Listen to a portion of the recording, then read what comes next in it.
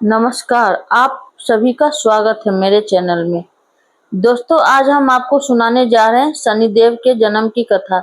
किस कठिन परिस्थिति में शनिदेव का जन्म हुआ और वे न्याय के देवता हैं, कैसे बने, सुनिए शनिदेव की महान कथा। जो भी इस कथा को ध्यान से पूरा सुनता है, शनिदेव उस पर कुदृष्टि कभी नहीं डालते हैं, बल्कि जीवन भर शनि महाराज उनकी सहायता करते हैं, रोग दोष से रक्षा करते हैं, उस पर लगे सभी झूठे आरोप नष्ट हो जाते हैं, व्यक्ति को समाज में सम्मान और कीर्ति तुरंत ही प्राप्त हो जाती है। इसलिए शनिदेव की कृपा पाने के लिए आप भी इस कथा को ध्यान पूर्वक अवश्य सुने और वीडियो को लाइक करें।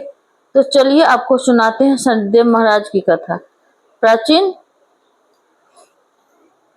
प्राचीन काल में की बात है। स्वर्ग के आकाश में भगवान सूर्यदेव अपने असाधारण तेज और प्रकाश के साथ देदी प्रत्यमान थे। उनका तेज इतना प्रखर था कि वे देवों और मानवों सबके लिए वे जीवन के स्रोत थे।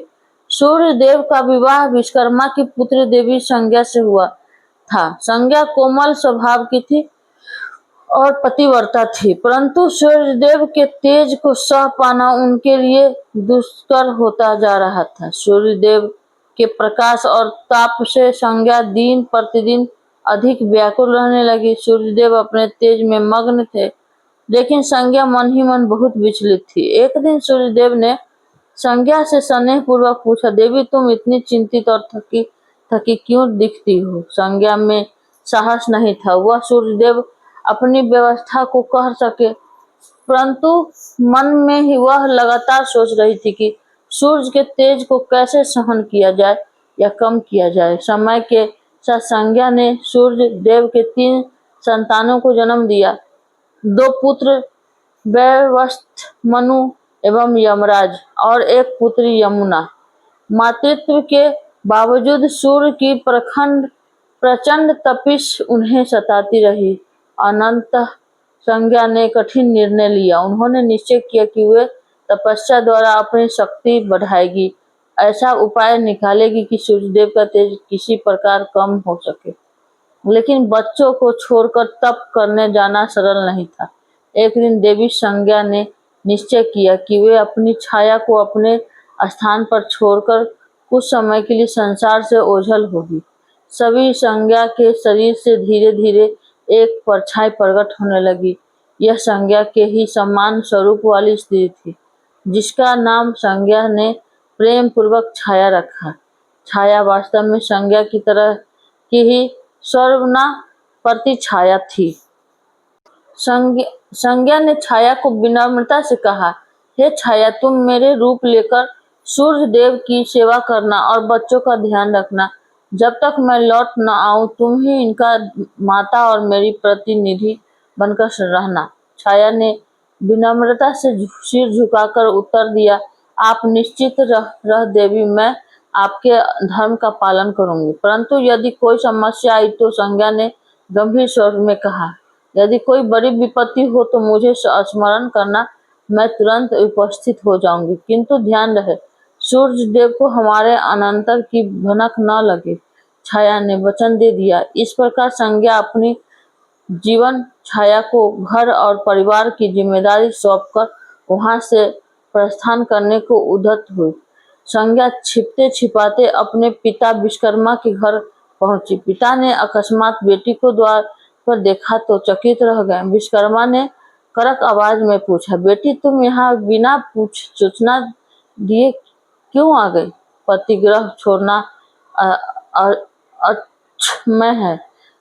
व्यवस्थित संज्ञा ने उत्तर दिया, पिताश्री, सूर्यदेव के तेज से मैं अत्यंत पीड़ित हूँ। उनकी अनंत प्रताप ज्वाला में मेरा जीवन धूसर हो गया है। मैंने अपनी आज्ञा बिना ही घर छोड़ दिया। यह मेरा अपराध है, किंतु मेरे साथ पर मेरी छाया मेरे पति और बच्चों का सेवा कर रही है। विश्वकर्मा यह सुनकर क्रोधित हुए। उन्होंने छाया की पति को बिना बताए त्यागना और पिता के यहाँ आना धर्म के विरुद्ध है। विश्वकर्मा ने आदेश दिया कि संज्ञा तुरंत अपने पति के पास वापस जाओ संज्ञा ने पिता की डांट तो सुन ली, पर मन में ठान लिया कि सीधे सूर्य देव के पास नहीं लौटेंगे। उन्होंने निश्चय किया कि पहले अपनी क्षमता बढ़ाने हेतु कठोर तपस्या करेगी। फिर देवी संज्ञा वहां से चुपचाप निकल भागी और उत्तर कुरु के घने जंगल में जा पहुंची। अपने रूप लावण्य के कारण किसी उपद्रव से बचने हेतु संज्ञा ने वहां एक घोड़ी अश्विन का रूप धारण कर लिया। घोड़ी के रूप में देवी संज्ञा ने सूर्य देव के तेज और समय बनाने के उद्देश्य से कठोर तप प्रारंभ कर दी।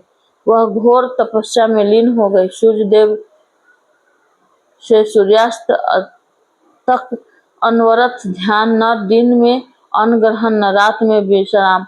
संज्ञा का एकमात्र लक्ष्य था कि उनकी तपोशक्ति से कोई ऐसा समाधान निकाले जिससे सूर्य देव का तेज शीतल हो या उन्हें सहन करने की शक्ति मिले। उधर संज्ञा ने महल से अचानक गायब हो जाने पर श्री भी सूर्यदेव को जरा भी आभास नहीं हुआ, क्योंकि उनकी वास्तविक पत्नी वहां नहीं थी। छाया ने बड़ी कुशलता से संज्ञा के स्थान पर स्वयं को ढाल लिया। वह संज्ञा के समान ही बोली चाली और व्यवहार करती, बच्चों को देखभाल करती और सूर्यदेव की सेवा करती थी। सूर्यदेव प्रशंसित थे कि संज्ञा अब पूर्व जैसी परेशान नहीं लग रही है। उन्होंने सोचा शायद समय के साथ संज्ञा ने स्वयं को अनुकूल कर लिया है। इस प्रकार छाया के साथ सूर्यदेव का गृहस्थ जीवन सुचारू रूप से चलने लगा। समय बीतने लगा। संज्ञा के छोड़े हुए तीनों बच्चे यम, यमुना और मनु छाया को ही अपनी जननी मानकर स्नेह करने लगे थे। छाया भी उनके प्रति पर्याप्त ममता दिखाती हुई हृदय में वह सदा सजग रहती। वह मूल माता नहीं है। सूर्यदेव छाया के साथ वैसे व्यवहार करते जैसे पहले संज्ञा के साथ करते थे। छाया मन ही मन देवताओं के देव महादेव शिव की परम भक्त थी। संज्ञा ने वचन के अनुसार वह तन मन से सूर्यदेव की सेवा तो करती, पर हृदय में भगवान शिव की आराधना प्रतिपल चलती रहती। कुछ समय बाद छाया एक दिन अप्रत्याशित रूप से स्वयं को गर्भवती अनुभव करने लगी। सूर्यदेव के तेज से वह गर्भ काफी ऊर्जावान था। छाया ने मन ही मन भगवान शिव को स्मरण किया और निश्चय किया कि वह इस गर्भस्थ शिशु के लिए कठोर तप करेगी, ताकि बालक को शिव की कृपा प्राप्त हो और कोई अनिष्ट न हो। अब छाया प्रतिदिन सूर्यलोक में रहकर भी घोर तप का पालन करने लगी। गर्भवती होने के साथ बावजूद छाया प्रातःकाल सूर्य की पहली किरण के साथ उठती और भगवान शंकर का ध्यान करती। तेजस्वी सूर्य की किरणें सीधे उसके शरीर पर पड़ती, पर छाया उन किरणों की परवाह किए बिना भूमि पर नंगे पैर खड़ी होकर भगवान शिव का नाम जपती रहती। उनका यह कठोर व्रत कई दिनों तक निरंतर चलता रहा। छाया के इस अटल तप और निर्जल व्रत का प्रभाव उनके गर्भ पर भी पड़ा। सूर्यदेव की तीक्ष्ण किरणें सीधी गर्भस्थ शिशु पर पड़ रही थी। ऊपर से माता अन्न जल बिना तपस्या थी। इस दुआए साधारण के परिणाम स्वरूप गर्भस्थ शिशु का वर्ण धीरे धीरे अंधेरे के समान काला होने लगा, मानो माँ की तपस्या की तपिश और सूर्य की गर्मी से मिलकर उस बालक को श्याम वर्ण प्रदान कर दिया हो। हालांकि छाया को इसका भनक नहीं था। वह तो अपनी साधना में लीन थी और गर्भ की रक्षा व शिशु की शक्ति के लिए शिव से प्रार्थना कर रही थी। समय आने पर छाया ने एक पुत्र को जन्म दिया। उस नवजात बालक ने जन्म लेते ही छोर की कंदन ध्वनि के साथ अपनी उपस्थिति दर्ज कराई। यह बालक औरों से भिन्न था। उसका शरीर एकदम श्याम काला, आंखें तीक्ष्ण थी और मुख पर अजीब सा तेज था। सूर्यदेव को जब समाचार मिला कि पुत्र का जन्म हुआ है तो वे बहुत प्रसन्न हुए। उत्सुकता से पूर्व शिशु को देखने आए। जैसे ही सूर्यदेव की दृष्टि बालक पर पड़ी, उनका मुख आश्चर्य से, असमंजस से खुला रह गया। यह क्या है?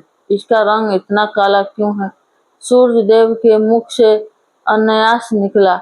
नवजात शिशु का श्याम वर्ण देखकर सूर्य को आश्चर्य हुआ और वह तुरंत ही उनके मन में संयम के बादल घिर गए। उन्होंने मन में सोचा कि उनकी तेजस्वी रक्त सेना वंश में ऐसा काला बालक कैसे जन्म ले सकता है। पल भर में प्रशंसा क्रोध में बदल गई। सूर्यदेव की भ्रुकुटी तन गई और आंखें लाल हो गई। छाया उनके मनोभाव समझ कर घबरा गई।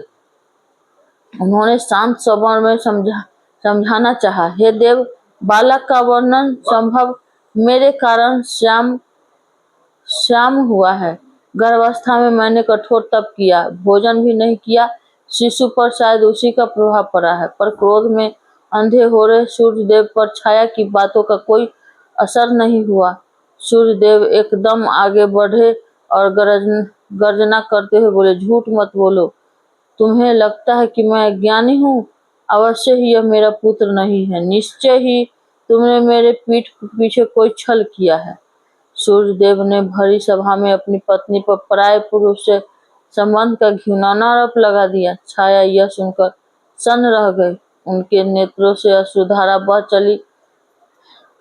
उसने हाथ जोड़कर सूर्यदेव को विश्वास दिलाने की चेष्टा की। स्वामी, ऐसा अनर्थ मत कहिए। मैंने सदा आपकी सेवा की है, आपका अनादर कभी नहीं किया। यह बालक आपका ही अंश है। लेकिन सूर्यदेव क्रोध में थे। उन्होंने दासी सेविका को आदेश दिया, इस स्त्री को और उसके काले बालक को महल से दूर ले जाओ। मैंने इसे अपना मानकर भूल की। सूर्यदेव ने नवजात को स्वीकारने से इनकार करते हुए छाया को तिरस्कार पूर्वक त्याग दिया। अपने ही पति के मुख से ऐसा कठोर वचन सुन छाया को मानो वज्रपात सा हुआ। उनकी आंखों से आंसू बहने लगे। उधर नवजात शिशु, जिसे अपमान का पूरा आभास तो नहीं था, लेकिन माँ के हृदय विदारक रुदन ने उसे व्याकुल कर दिया।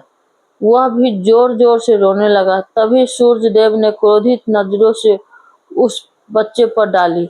उनकी आंखों में अब भी संदेह और घृणा थी। आश्चर्यजनक रूप से उसी क्षण बालक ने रोना बंद कर दिया और धीरे से अपनी आंखें खोल दी। उस शिशु को कोमल आंखों में अचानक एक भीषण अग्नि सी दैवी ज्वाला प्रकट हुई। यह बालक साधारण नहीं था। वह जन्म से ही तपस्विनी माता की शक्ति लेकर आया था।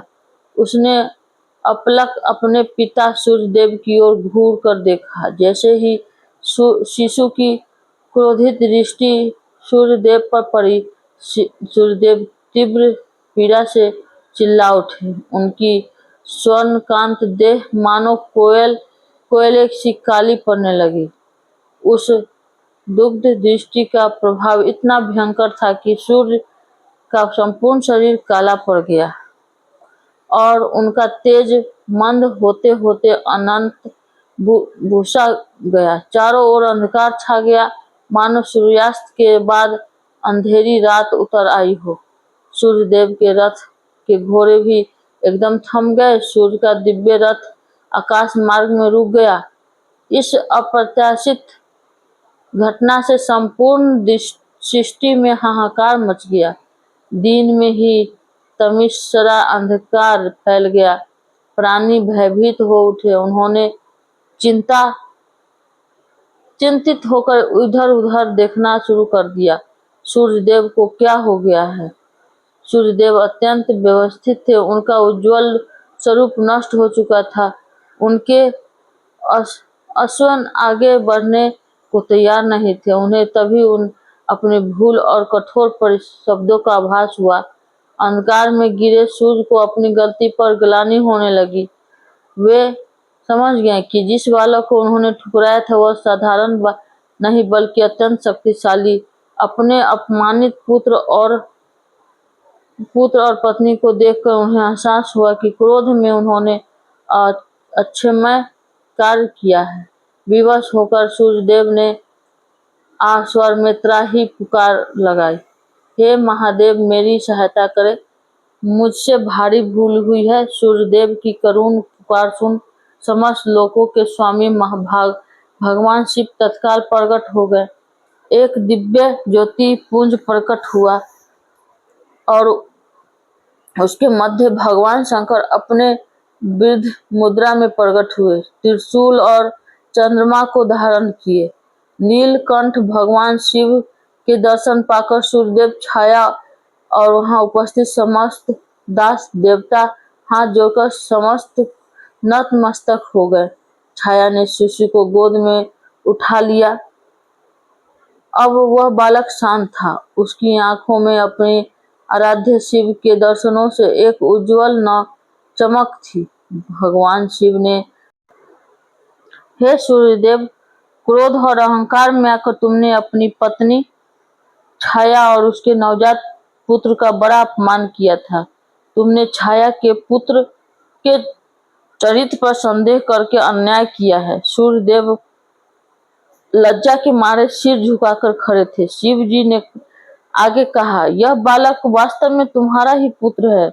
इसका वर्ण श्याम इसलिए है क्योंकि गर्भकाल में छाया ने कठोर तपस्या का मेरी उपासना की और तुम्हारे तेज बिना किसी संरक्षण के सहा, जिससे बालक का रंग काला हो गया। इसमें छाया का कोई अपराध नहीं है, बल्कि प्रशंसा योग्य धैर्य है। सूर्यदेव ने कांपते स्वर में उत्तर दिया, हे महादेव, मुझे भारी भूल हो गई। मैंने क्रोधवश इन दोनों को बहुत कष्ट दिया है। कृपया कर मुझे क्षमा करे और अपना तेज वापस प्रदान करे। सूर्यदेव ने विनम्रता पूर्वक छाया और बालक की ओर देखकर कहा, मैं अपने कटु शब्द वापस लेता हूँ। छाया, तुम निरपराध हो और यह बालक निश्चय ही मेरा ही पुत्र है। सूर्यदेव को पश्चाताप करते देख भगवान शिव को क्रोध शांत हुआ। उन्होंने अपने हाथ से आशीष देते हुए सूर्यदेव से पुनः तेजस्वी रूप प्रदान किया। उनकी काली परी देह फिर से सुनहरे तेज चमकने लगी और अंधकार चिरता हुआ प्रकाश चारों दिशाओं में फैल गया। सूर्यदेव के रथ के अश्व भी पुनः जीवित होकर गति से दौड़ने लगे। सृष्टि फिर से प्रकाशमान हो उठी। सूर्यदेव ने तुरंत छाया और उसके पुत्र को गले से लगा लिया। सूर्य ने कहा, छाया, तुमने जो तप किया जिससे तो हमारे पुत्र को अद्भुत शक्ति मिली है, मैं तुम्हारा ऋणी हूँ और अपने आचरण पर अत्यंत लज्जित हूँ। छाया ने नेत्रों से आनंद से आंसू बहने लगे। उन्होंने सूर्यदेव को क्षमा कर दिया। नन्हा शिशु भी मानो मुस्कुरा रहा था। पिता का स्नेह पाकर वह प्रसन्न था। शिव ने बालक को आशीर्वाद दिया और कहा, वत्स, तुमने जन्म से ही अन्याय का सामना किया है और तुम में अन्याय का प्रतिकार करने की शक्ति है।